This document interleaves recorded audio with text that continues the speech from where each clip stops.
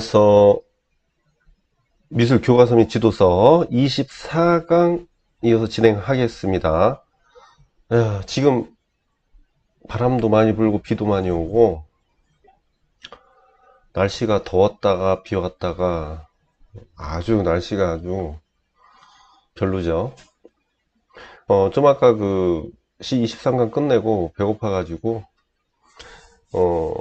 제가 요즘 다이어트 중이라 가지고 치킨을 시키면은 딱 반만 먹습니다. 반만 먹고 반은 좀 남겨놨다가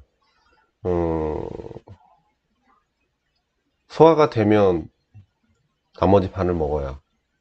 그래서 좀 힘을 이런 거 하려면 지금 힘을 좀 많이 내야 되기 때문에 한꺼번에 한 마리를 먹었었는데 너무 살이 찌는 바람에 조금 일주일에 예를 들어서 여러 번 먹었던 거를 이제 한 번으로 줄인다거나 이런 식으로 여러분들도 공부하다가 사실은 별거 없죠. 자기한테 뭔가 이 보상을 준다라는 게 맛있는 음식이 최고죠. 그래서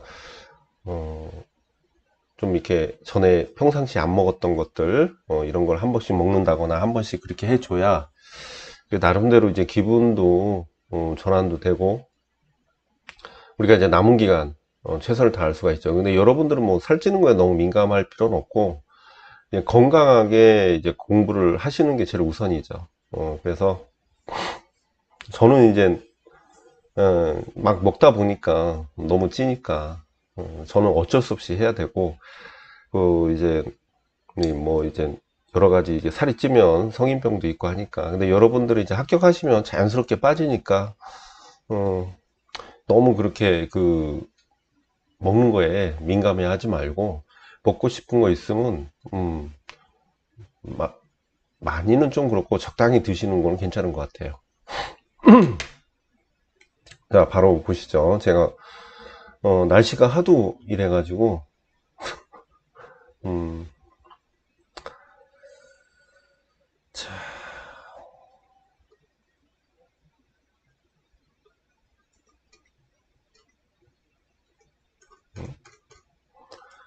요거는 이제 별건 없습니다.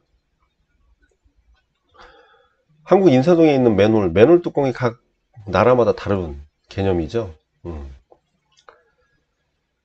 일본은 뭘 해도 일본 건 나오기가 힘들고 슬로바키아의 맨홀 뚜껑이 열고 나와 행인을 바라보며 쉬고 있는 그 추밀이라는 조형물인데 슬로바키아는 지나간 사람을 엿보는 형태의 맨홀인 추밀은 훔쳐보는 사람이란 뜻을 가지고 있대요. 그래서 슬로바키아는 미녀가 많아가지고 이런 식으로 쳐다보고 있다라는 그런 상징적 의미가 있죠.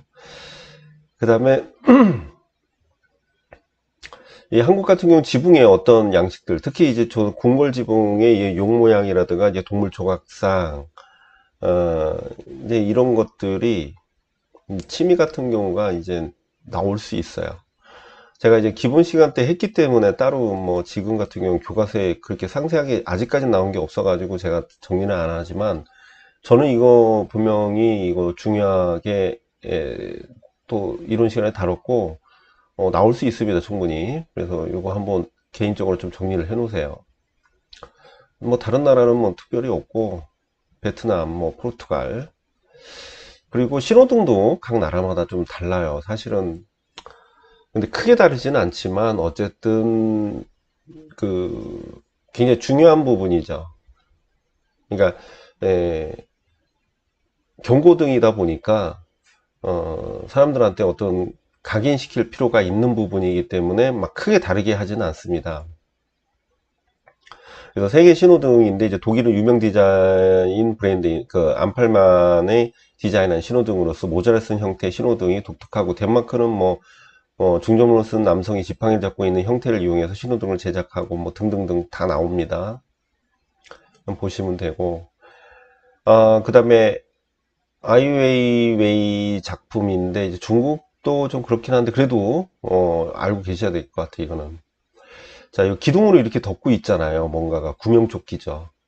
그래서 그 구명조끼를 기둥으로 이렇게 감싸고 있는데, 왜 그런지 한번 봅시다. 2016년 2월 독일 베를린을 대표하는 랜드마크인 그 콘체르트 하우스의 난민들이 착용하던 구명조끼 1만 4천여 개를 이용해서 설치된 작품은, 이 작품은 시리아와 이라크 등에 목숨을 걸고 바다에 건너 유럽으로 탈출한 난민들의 고난과 슬픔, 이것을 보여주고 있다라는 것이죠. 그래서 작가는 그리스 레스보스 섬에서 가져온 구명조끼를 콘체르트 하우스의 기둥에 감싸 작품을 제작하여 난민들의 목소리를 대변하고 있습니다.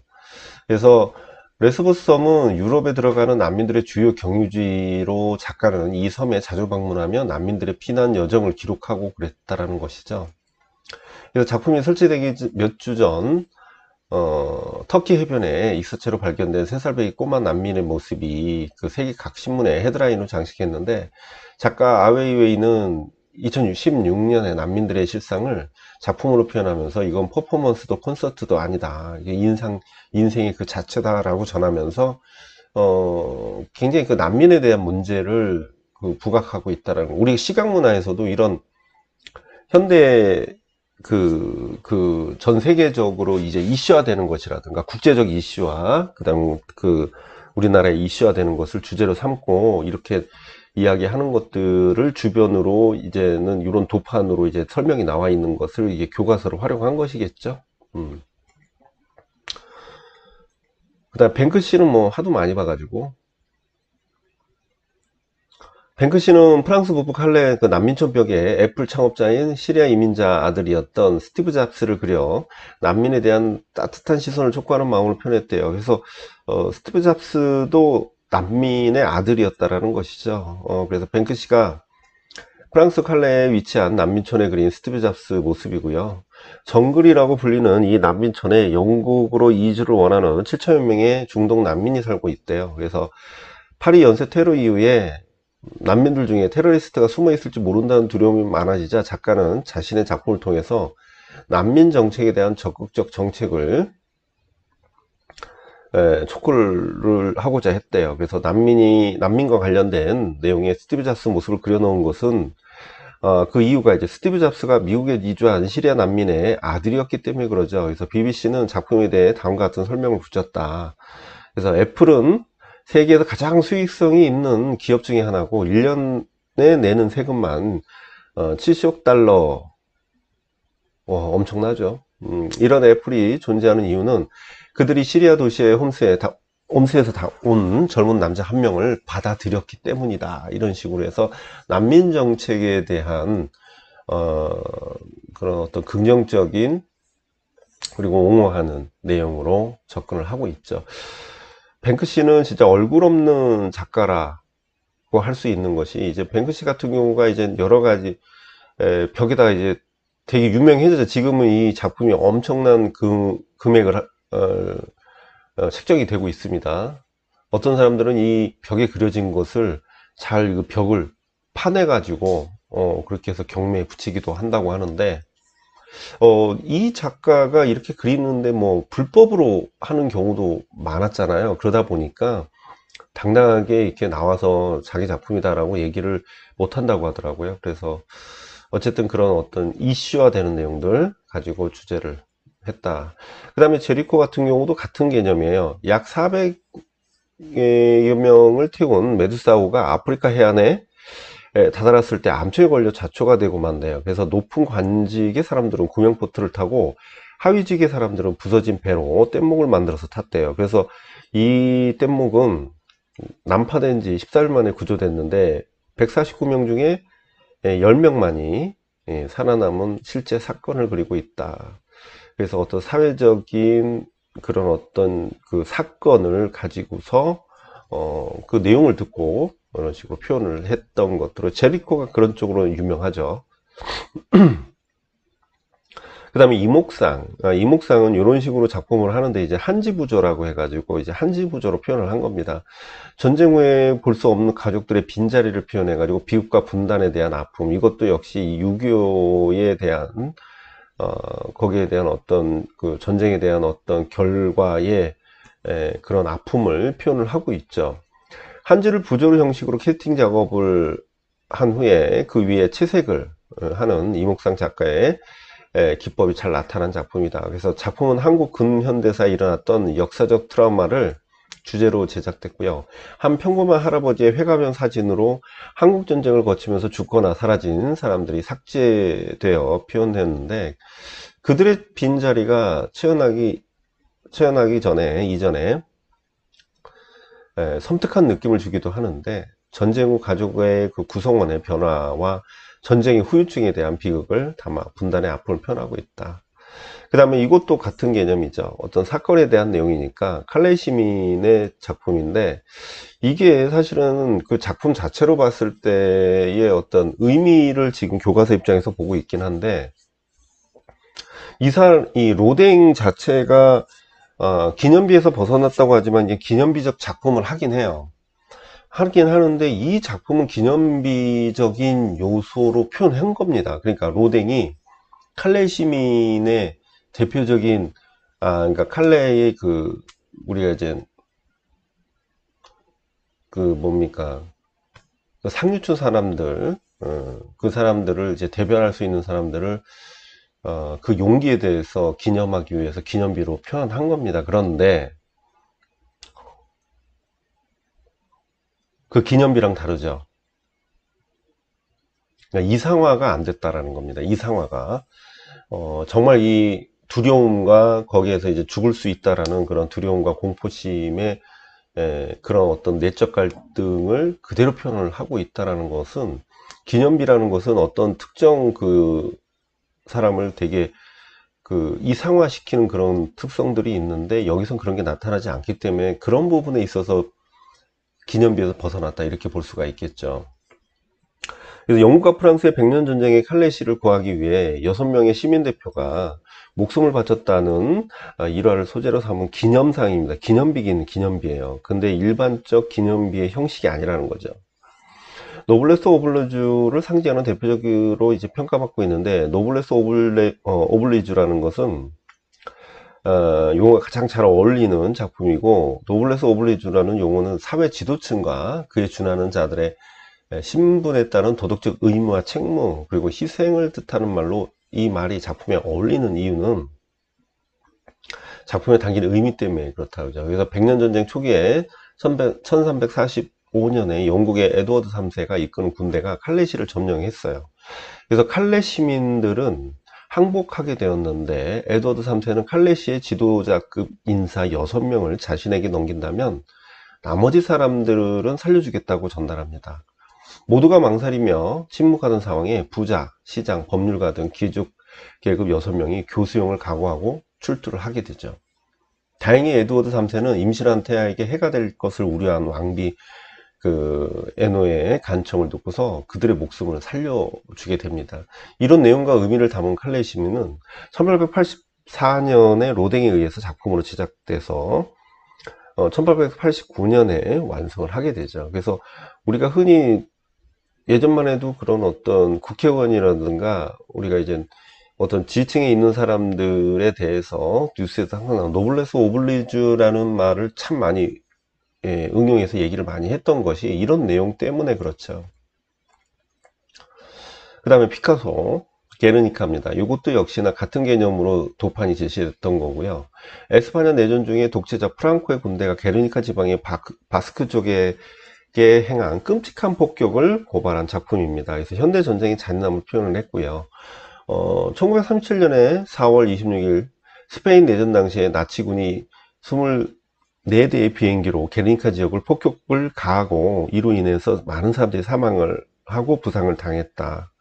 사건 당시 파리에 머물러 있던 스페인 태생의 피카소는 스페인 공화정부 사절단이 직접 방문하여 제작을 의뢰했고요. 이를 세계에 알리고자 했던 피카소는 한 달 반이라는 시간에 거쳐서 벽화를 완성을 합니다. 그래서 마을 이름을 따 게르니카로 제목을 붙였고요. 흑백톤의 이질감을 주는 색채, 그리고 삼각형 구도,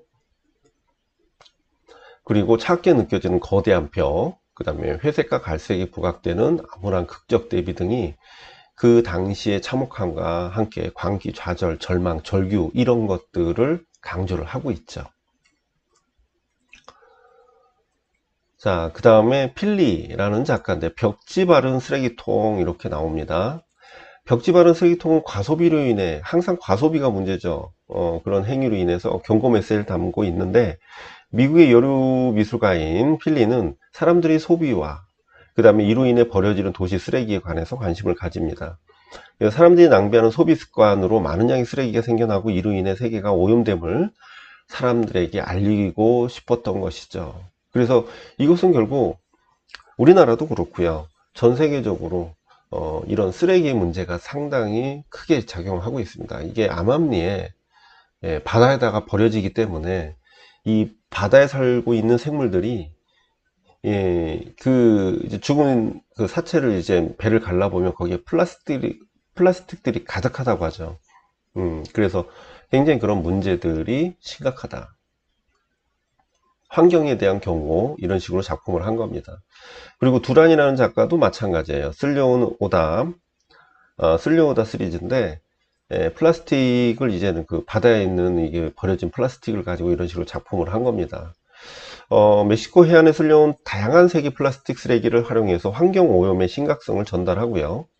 작가 그 두란은 멕시코의 한 그 해안 구간에 그 6대로 50개국에 쓸려와 널브러져 있는 플라스틱 쓰레기들을 발견하게 됩니다.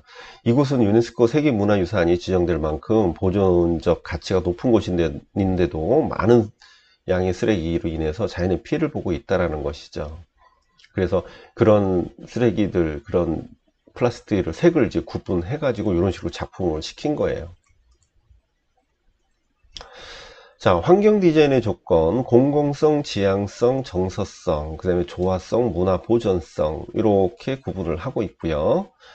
그 다음에 이 작품도 한번 눈여겨 볼 필요가 있죠. 자, 굽타. 자, 인도고요. 아주 가까이에서 낡은 식기, 파이프, 수도꼭지 뭐 이런 것들인데 이 작품의 재료는 인도의 모든 가정에서 볼 수 있는 스테인리스 스틸의 부엌용품, 그 다음 황동제 고물 식기 이를 사용하고 있습니다. 그래서 이런 재료는 인도의 음식 문화에 녹아있는 정치, 종교, 사회적 이념에서도 아직까지 봉건적 인습 이런 것들이 있다라는 것이죠. 얘네들이 얘네들 참 문제가 많죠. 얘네들의 이제 계급 사회, 그래서 카스트 제도 자체가 얘네들이 아직까지 그 신분에 대한 계급이 굉장히 문제점이 많아요. 그래서 그 부분에서 비판을 하고 있고요. 작품은 차별적인 신분제도 때문에 시원한 물조차도 마음대로 먹지 못하는 현재의 인도 사회 이념을 반영을 하고 있고요. 인도는 경제가 굉장히 발전했지만 넓고 고루한 사회 관습 이런 것들이 탑화되는 것이 용납되지 않고 있는 현 인도 사회를 비판하는 작품이죠. 그래서 수천 개의 헌 녹그릇과 요리 도구와 한때 누군가를 위해 따뜻한 음식을 담았던 낡은 그릇들 위주로 20개의 수도꼭지를 설치를 합니다. 그리고 수도꼭지에 끊임없이 물이 콸콸 쏟아지게 제작을 합니다. 그래서 이는 생명의 근원인 물조차 함부로 마실 수 없게 만든 인도의 계급사에 대한 슬픈 은유이면서도 한편으로는 희망의 상징 뭐 이런 것들이 있죠. 그리고 가드닝. 자, 겔라 가드닝은 1913년에 예술가 리즈 크리스티가 동료 및 지역 주민들과 지저분한 공터의 쓰레기를 치우고 꽃밭을 만들고 그 그린 게릴라라고 칭하는 것에서 시작을 합니다. 그래서 이제 이렇게 환경을 주변을 꾸미기 시작을 한 거죠. 그래서 쓰레기가 많이 쌓이는 땅을 정리하고 식물을 심어서 사람들에게 매력적인 공간을 선사할 뿐만 아니라 공간의 매력적인 변화에 대한 인식을 통해서 땅의 용도를 정원으로 합법화시키는 일을 하게 되죠. 그래서 우리나라에서도 이제 화목 칸 수레라는 이름으로 해가지고 성수동 일대에 게릴라 가드닝 운동이 일어나게 됐다. 그래서 게릴라 가드닝, 이것만 기억하시면 될 것 같고요. 그 다음에 게릴라 니팅, 털실 폭탄이라고 하는데, 얌바밍이라고 하죠. 그래서 여기 써 있죠. 얌바밍.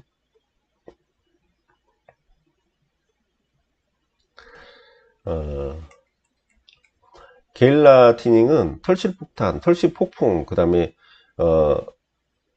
니티피티 도시의 그 뜨개질 등으로 불리기도 하면서 그 미국 텍사스 에서 시작된 것으로 알려져 있습니다. 도시에서 흔히 볼 수 있는 딱딱하고 차가운 느낌의 사물들, 예를 들면 가로등, 소화전, 우체통 뭐 이런 것들을 화려한 색의 털실로 짜진 편직물로 덮는 것이 대표적인 작업 방식이죠. 이런 식으로.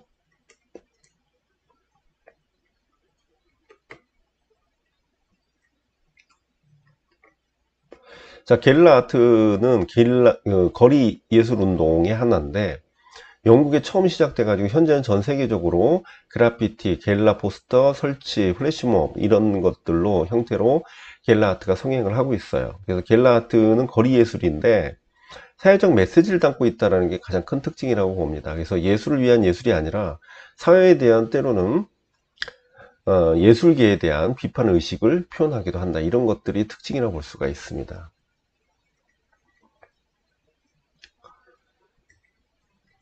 자, 그 다음에 JR. 이제 이 작품인데요. 인사이드 아웃 프로젝트인데 세계 곳곳에 진행되고 있는 프로젝트인데 일반인들의 표정이 담긴 사진을 통해 가지고 세상의 변화를 촉구하는 메시지를 전달한대요. 그래서 초대형 얼굴 사진을 전 세계 도시 곳곳에 붙이며 다양한 정치 사회 이슈를 대중들에게 부각해온 사진작가 JR은 예술이 어떻게 세상을 변화시킬 수 있는지 그걸 보여준다는 것이죠. 작가는 2011년 테드상을 수상하면서 지구촌 사람들에게 얼굴 사진을 통해서 그들의 다양한 스토리를 보여주고 인사이드 아웃 사진의 프로젝트를 출범을 하게 됐죠. 그래서 국내에서도 2015 프로젝트를 진행하면서 다양한 얼굴 사진을 작품을 통해 가지고 서로에 대한 존중과 배려, 행복 나눔 이런 주제들을 제시하고 있다는 겁니다. 자, 그리고 로스코인데 로스코는 어쨌든 형식주의로 보긴 보는데 여기서는 이제 나름대로의 어떤 의미가 있습니다. 크고 모호한 생면의 불분명한 경계선으로 이루어진 로스코의 작품은 색채의 깊이감으로 감상자를 그림 속에 끌어들여 그림의 정서적 유대를 갖게 되는데 로스코는 자신의 작품 안에 인간이 느끼는 감정을 색채로 드러내려 했기 때문에 바라보는 사람들은 분노와 슬픔, 기쁨에 대한 그런 감정을 느끼면서 영혼적 충만감을 느낄 수 있대요.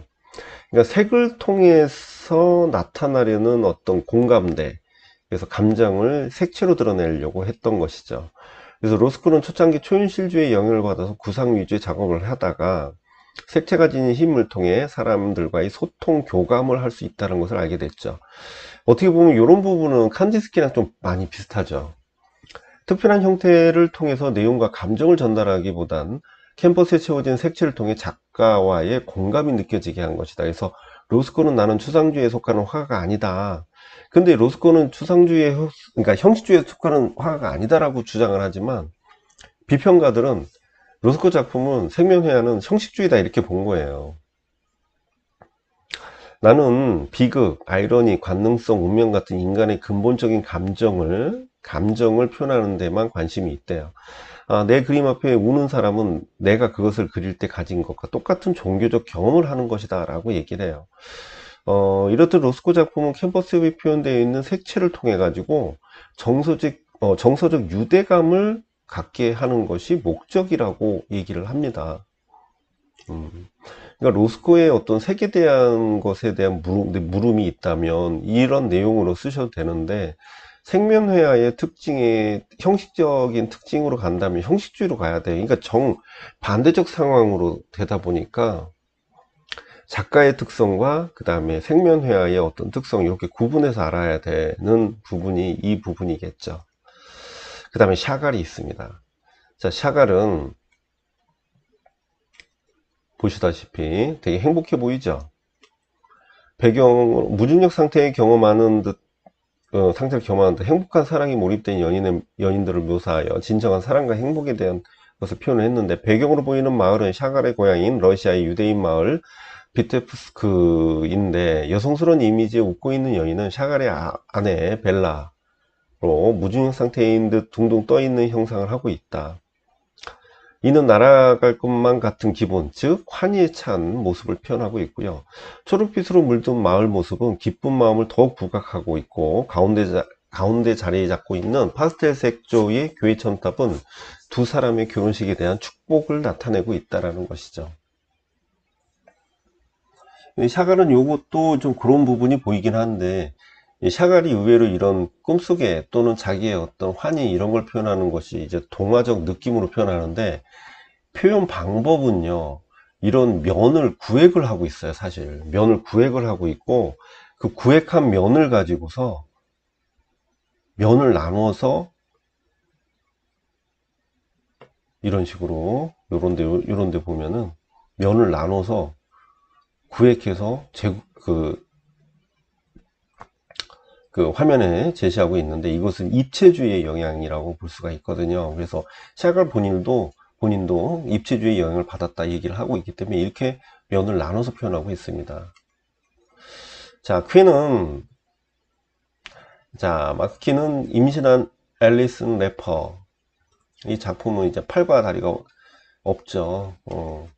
자, 불굴의 의지로 장애를 극복한 앨리슨 래퍼를 모델로 조각을 했고, 우리의 삶을 되돌아볼 수 있게 했는데, 영국 런던 트래펄가 광장에 설치되어 있는 이 조형 작품인데, 실존 인물인 앨리슨 래퍼를 모델로 제작한 작품이고, 그녀는 양팔이 없는 구적 화가로 유명해요. 그래서 기형 때문에 두 팔을 갖지 못했지만 자신에게 주어진 삶을 감사하며 살아가는 앨리슨 래퍼의 자신의 모습이 밀로의 비너스와 비슷하다 생각을 한 겁니다. 그래서 일부러 이런 식으로 대리석으로 이렇게 고대의 그런 어떤 비너스의 형식에 빗대어 표현하기 위해서 대리석으로 일부러 그렇게 표현을 한 거죠. 이후 그녀는 자신이 스스로 비너스로 칭하게 되고요.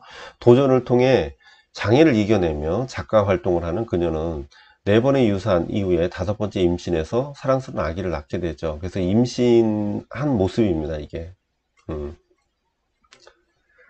이런 앨리슨 래퍼 모델로 완성된 임신한 앨리슨 래퍼는 보통 사람과 다른 시체에도 아름다움이 있음을 확인시켜주고 있다, 이렇게 보고 있죠.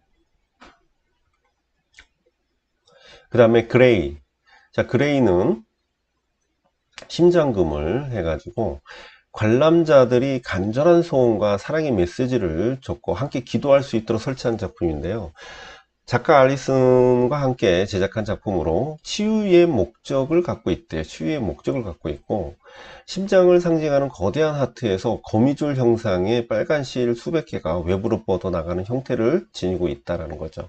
하트 밑에 검은색과 하얀색, 그 다음에 그 스켈레톤, 해골이 둥글게 기어 나온 듯 대지를 포용하고 있고요.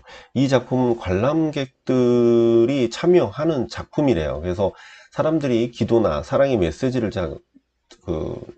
작은 하트 모양의 그 종이에 적어 밧줄에 묶게 하는데, 관람객들은 각자의 언어로 메시지를 작성하고, 이 다양한 그 언어를 통해서 완성된 작품은 망가지고 고장난 세계를 아름다운 소원으로 치유하고자 하는 의미가 있다. 그래서 여기 보시면 여기다 다 매달아 놓은 거예요, 그런데. 그죠? 그 다음에 이 오른쪽은요, 프랑스 파리 테러 추모를 위해서 이렇게 색으로 표현을 하고 있는데, 슬로바키아, 그 다음에 캐나다, 그 다음에 미국 세 각국의 건물 외벽에 프랑스 국기를 상징하는 삼색 조명을 밝혀 파리 테러에 희생된 무고한 시민들을 애도하는, 추모하는 것에 동참을 하고 있죠. 그래서, 그런데 여기서 중요한 거는 프로젝션 매핑을 사용하고 있다는 겁니다. 그래서 강한 빔 같은 걸 쏴가지고 이런 식으로 묘사를 하고 있는 거죠. 그 다음에 치유의 미술, 젠탱글과 만다라 해가지고, 젠탱글이란 그 다음에 그 얽힌 것의 합성어인데, 종이의 패턴이라 부르는 검은 선들을 반복적으로 그려가지고 제작하는 방법을 선택한 거죠. 만다라는 고대 인도말로 이 원을 나타내죠. 그래서 기본 형태의 원을 중심으로 나선형 형태, 그 다음에 미로 형태, 그 다음에 정방형, 삼각형 등을 여러 형태를 이용해서 제작을 하게 되죠. 그 다음에 프리드리, 독일의 낭만주의죠. 이 작품은 거대한 자연의 심오한 감정을 담아내는 풍경화를 점점 그린 독일 낭만주의 회화를 대표하는 작가다. 근데 이제 거대한 자연인데 얘네들은 지금 거대한 자연을 생명체로 보고 있죠. 그래서 흔히 종교적 숭고미가 있다 이렇게 얘기합니다. 자욱한 안개의 바다와 그것을 바라보고 있는 한 남자의 뒷모습은 광활한 대자연에 홀로 마주선 고독한 인간의 모습을 극적으로 묘사하고 있다. 그래서 이 자연 자체에 대한 그 위대함을 표현하고 있죠.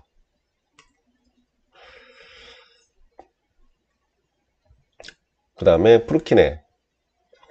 어두운 곳으로 가면 푸른색이 잘 보이는 현상을 말한다. 그래서 체코의 생물학자 프루키네가 발견한 현상인데 밝은 곳에서 어두운 곳으로 이동할 때 생기는 지각 현상을 나타낸 말이고요.